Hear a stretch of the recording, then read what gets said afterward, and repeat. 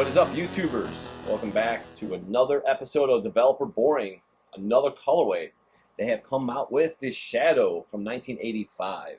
So as your standard box you see from Developer Boring, again, nice thick cardboard. Peek inside, it has the layout of all the template basically of how the shoe is constructed.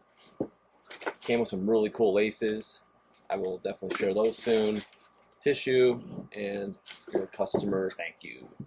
So without further ado, let's bring them out. They keep getting better, okay? Are they perfect? No, they are not perfect. To the OGs, there's still some things I'd like to see improved on, but they are really nice. I'm gonna start off saying that the gray is very on point with the original OG shade. The shade of gray is great. I had the OG. I ended up trading it with Indie Jumpman and a few other pairs for some game used 5s. I missed them, but I don't regret that decision. But the shade, Jordan Brand's Retro by Remake Lab, it's really dark, really darker gray. This is very, very good. As far as the leather, if you've gotten a pair from them, it's consistent. It's consistently nice. I can tell these are going to break in beautifully.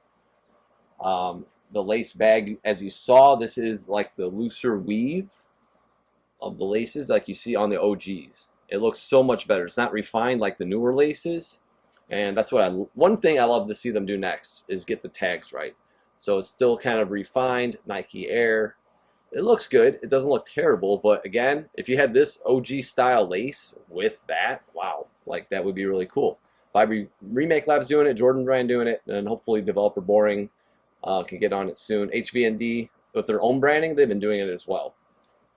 But again, we see consistency, we see improvements. Again, with the Wings logo, not too embossed.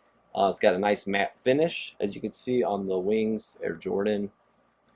As far as the construction, I believe my black and red pair of Developer, the swoosh is a little more elevated. So you sometimes see variables even on the OGs. And this is kind of more in the middle, kind of the middle area. And we'll just pop in really quick. I brought out the black and red OG. Obviously, I don't have the shadows still. Height looks good. Again, this is more like TY1 STP height, and this is a size 12. So it depended on the factory, really, because you see this cut is higher. This is closer to, I would say, the STP, but for the color blocking, I wanted to bring out the black and reds. The midsole shape looks great. You know, it's got the curve to it. It's not too straight. The shade of gray is nice. It's right in the middle. It's not too low. It's not too high. The swoosh doesn't look bad.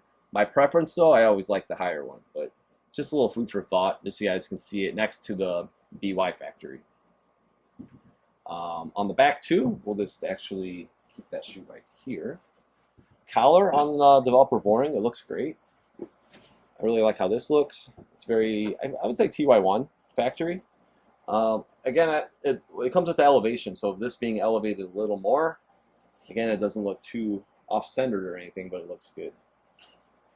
Skinny on this, but yeah, you see the factories. It just really depended on what was, you know, where they came from. You see different cuts, different thicknesses of leather, as I've talked about in the past.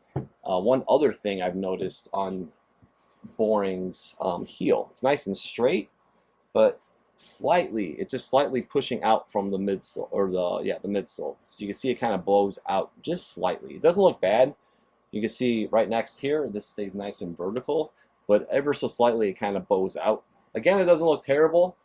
And on previous ones, I think my black and red pair specifically, it was kind of tilted. So at least the midsole, it's nice and vertical. It's not like tilted back toward the shoe. But yeah, maybe just a slight adjustment on the heel. But the thing I really wanted to get to, we're just going to switch them. The toe box is awesome. It's really good. Again, we see the midsole's really, really low.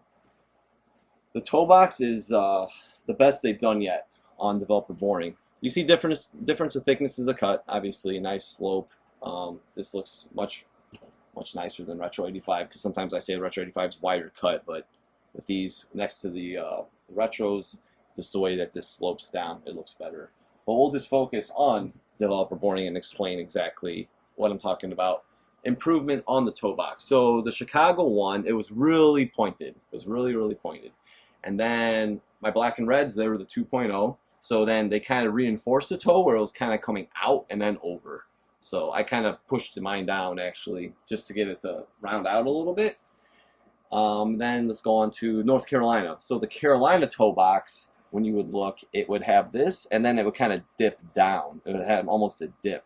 But now it looks like they really perfected it to where it just rounds off and it comes up. It doesn't have that little dip. So that's what I'm really, really happy with the toe box. Looks really good. And then you run all the way up to the laces, to the Nike branding. You see the whole shoe, it just looks really great from start to finish. Outsole, again, it's pretty standard for developer boring. We've seen by Remake Lab, very low, very flat, not much arch or arc in it, but they are super comfy. I know I keep repeating myself on that too on all these reviews, and they do come with the thick polyurethane insole once again. But yeah, I know they're doing the Royals next. I definitely would like to get my hands on those, especially the high tops, and hopefully they just keep making little adjustments and improvements. I know you guys wanted to see these shadows, so I'm trying to crank out these videos. But next to the OG, like, it represents it great. And I'm telling you, like, I have the OG shadow, and as far as like the shade of gray compared to like what Jordan Brand's put out, and like my Vibe Remake Lab pair, the panels are nice, but the color of the gray is just on point. And the price point again is just, it's unmatched. It's really unmatched. So yeah, if you're hesitating, still thinking about getting a pair, it is a good time because they have gone through steps to where they have made some major improvements, and it's just a beautiful looking shoe. And I'll tell you, I've had pairs I broke out and I wore them for like 10 hours on my feet, doing whatever throughout the day, and they are extremely comfortable. But yeah, that's going to wrap this video. If you guys enjoyed it, don't forget to subscribe onto my YouTube channel here. You can follow me at OG or Busts on Instagram, and we'll see you next time.